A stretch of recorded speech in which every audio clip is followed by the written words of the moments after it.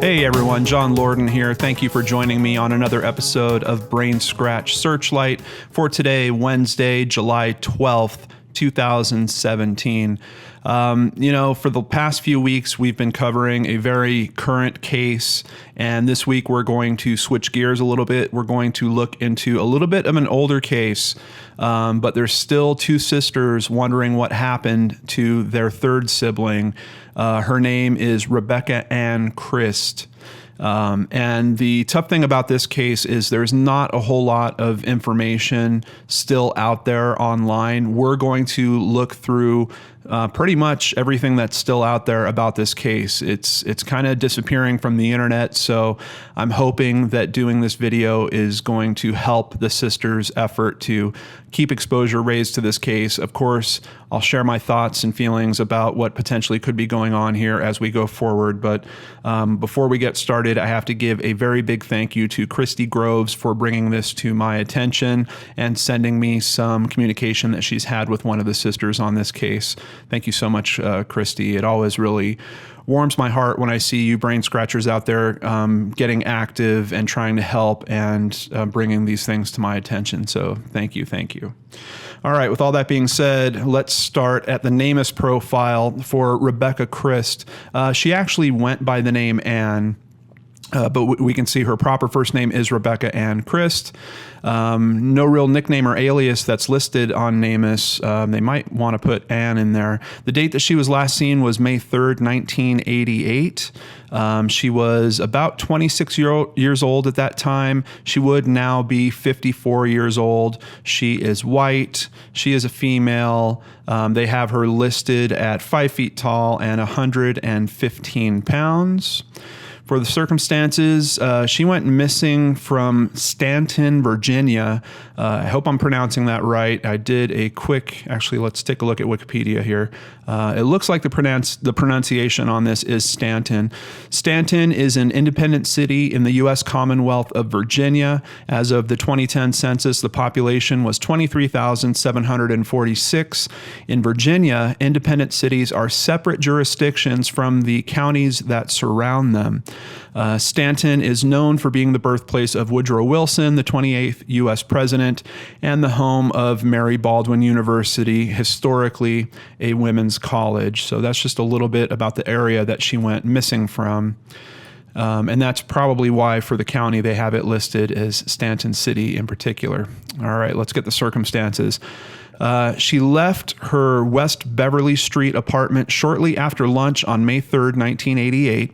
Ann's family reported her missing on May 7th. From what I understand from the communication I've seen with the sister, they were told that old rule about you can't file it as a missing persons case until I think they heard 72 hours was the limit before. So that explains why there's so many days passing here. She'd last been seen walking west on West Beverly Street. She'd asked her sister to watch her toddler son. I believe he was only 2 years old. His name is Jonathan. She had lots of friends, even more acquaintances. They all cooperated with police when asked about where Ann might have gone, but there were few leads to follow. No threats had been reported, and she hadn't had recent disagreements. She hadn't been unhappy. There was no indication of foul play. Looking at her physical description, we have red auburn hair. It is long and wavy. I've seen in an article that she was known for not wanting to cut her hair, so it would grow very, very long. She has blue eyes, no really other distinctive body features. We've got nothing for piercings or tattoos.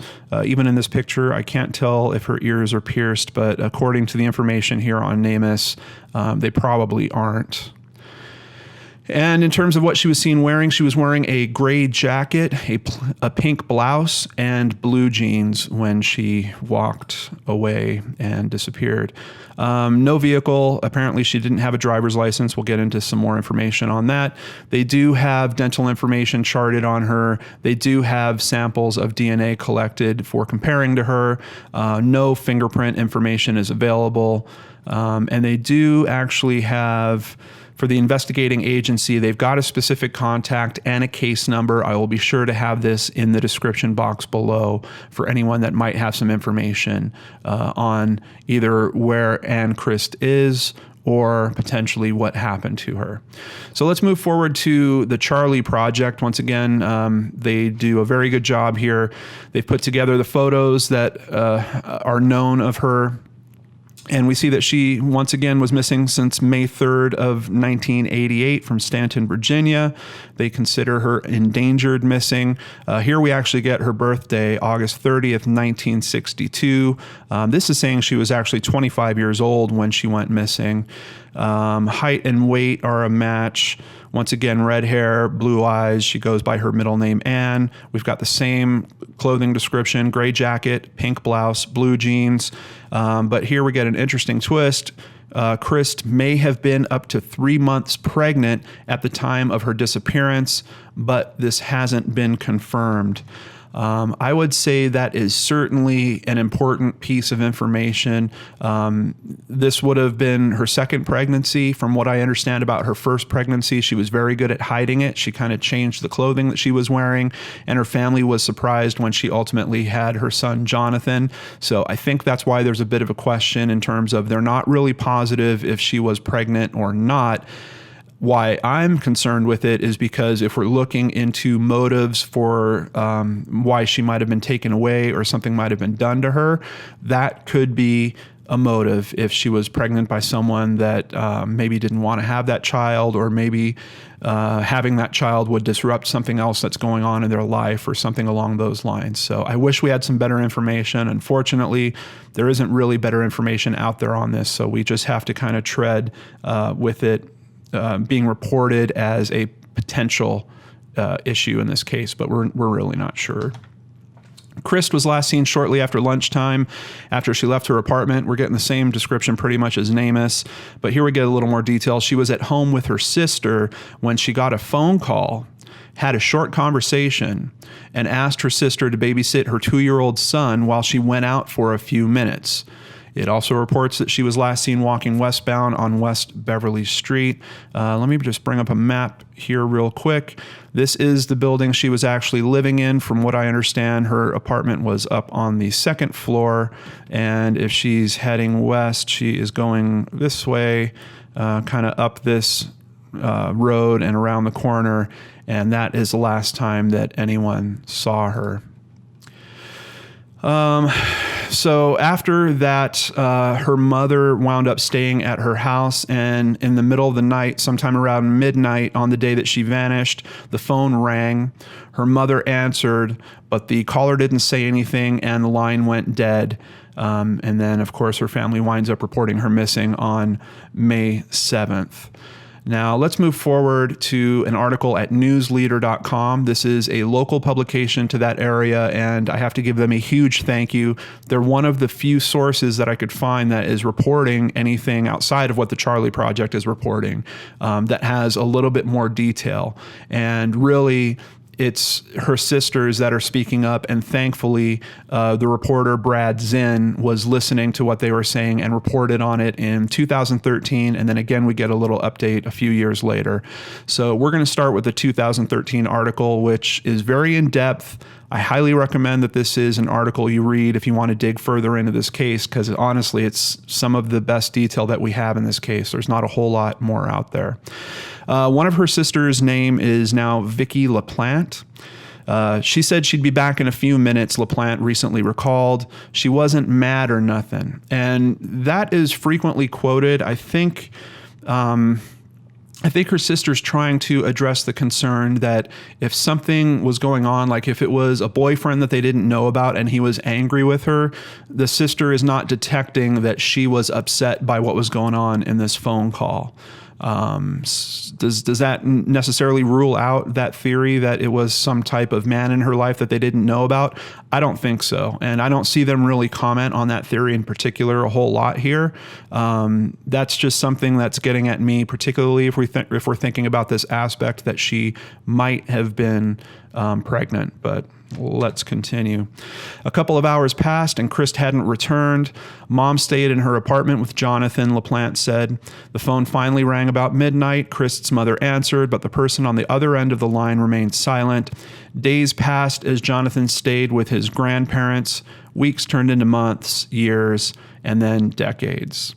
Her other sister's name is now Alice Cale, and she is quoted as saying she didn't have an enemy.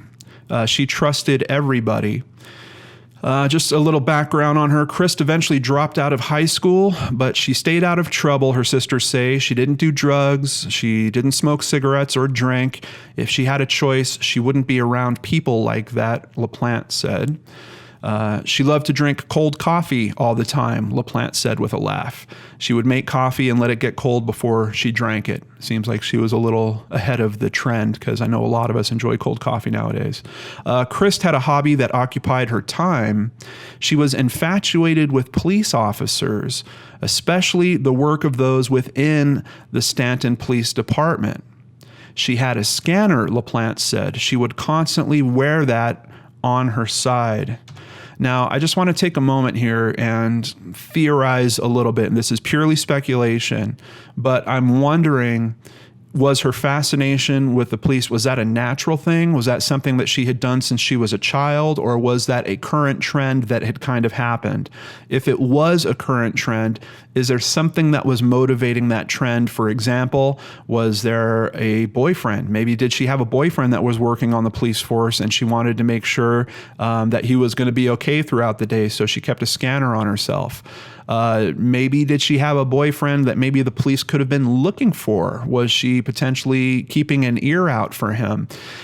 I can't say that it is totally odd for people to have police scanners, especially in the 80s.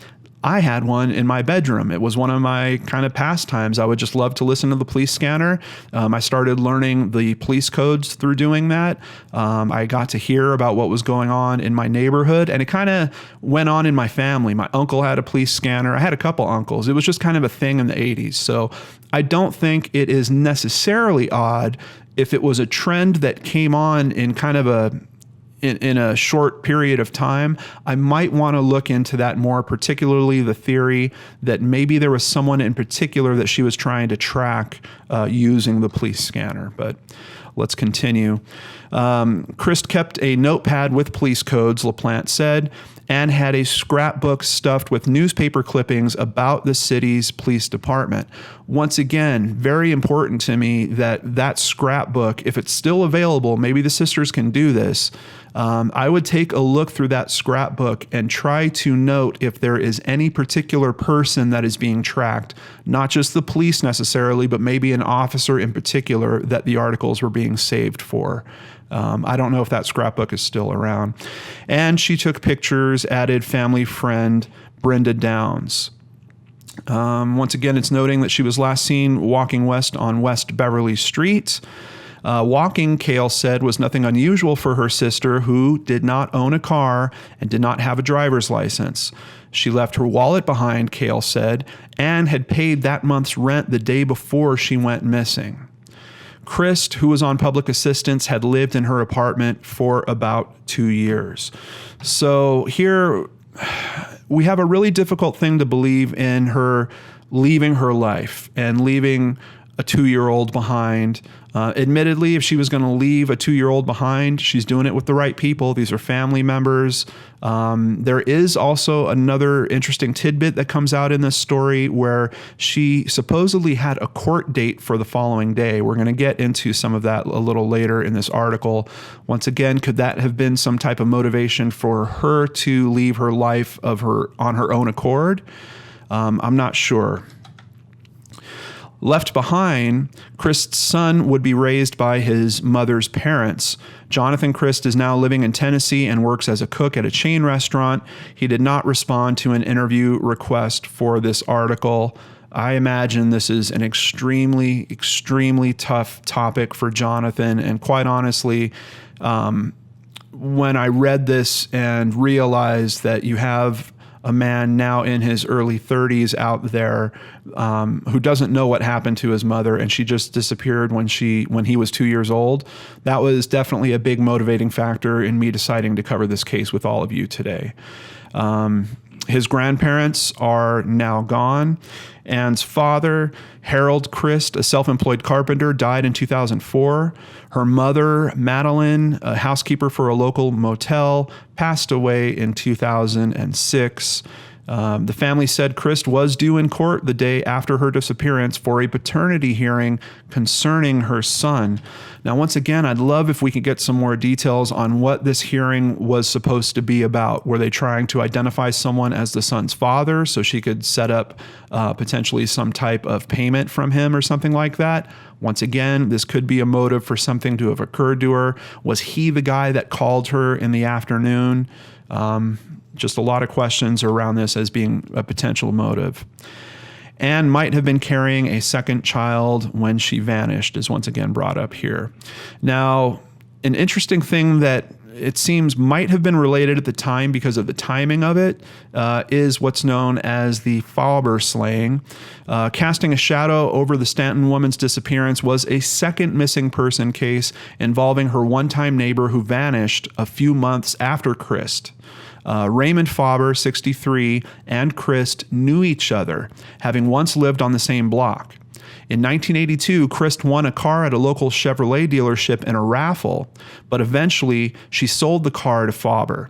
Rumors swirled that the missing person cases were somehow connected. In 1991, Staunton police received a break in the case. Soon after, Faber's body would be unearthed after being dug out from underneath his basement, where he had been entombed after being shot in the head by his son-in-law. LaPlante and Kale said cadaver dogs at the property followed a scent to the end of a driveway, leading them to believe that another body, possibly their sister's, could have been on the property. Never dug, never searched, Kale complained. Police, however, said they had their reasons for not digging up the rest of the Fayette Street property. The cadaver dogs, according to the police, didn't alert to anything. Harlow, he's a representative with the police department, said records showed the driveway was built a couple of years before the Staunton woman's disappearance. And after Asbury, that's the son-in-law, confessed to Faber's slaying, he was given a sweetheart of a deal. He could admit to killing Crist, lead authorities to her body, and he would be given no additional prison time. His response to that was, "That's a hell of a deal, but I didn't do it." So for a lot of people, we pretty much at that point say, look, this probably isn't related to her disappearance. If this guy was the culprit, if he really did bury her on that property, why isn't he going to admit to it when he's been given this deal of, hey, you're already in jail for killing your father-in-law. You're not going to get any additional time. Just tell us where she is. And he opts not to do that.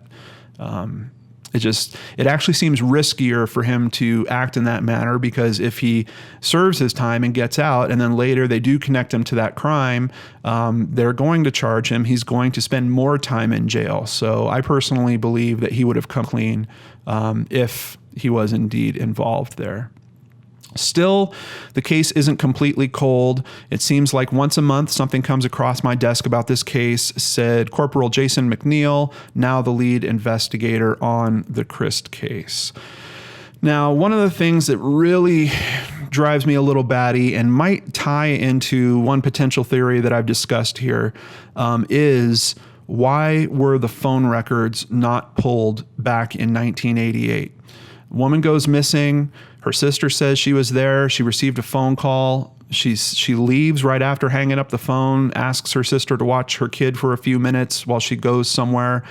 I'm assuming to talk to someone, possibly the same person that phone call was made from, or someone representing that person in some way. Why didn't the police get those phone records? This article actually kind of asks the same question, and there's really no good answer. It just seems like, well, they just missed it. And outside of that, we have the phone call that happened in the middle of the night, which admittedly may or may not be related to the case. It could have been an accidental dial. There's a million different things that could have happened for that second phone call. But what's clear is the first phone call that happened in the afternoon, sometime around 2 o'clock or just after lunchtime, that phone call is extremely important to this case. But unfortunately, there's no way to get those records, especially this far after. And the person that had that thought to check for those records didn't get this case until some point in the 90s. And by the time he went looking for those records, they were no longer available. Now, how does that tie to one of the theories that I potentially had about this earlier? If she was involved with a police officer in some way, if that phone record would have showed that, is it possible that the person that was investigating the case saw that phone record, saw that it was someone that was in his department and decided to omit that information from the case file? It's just a theory, folks, but I do think it's something that we need to consider in this case.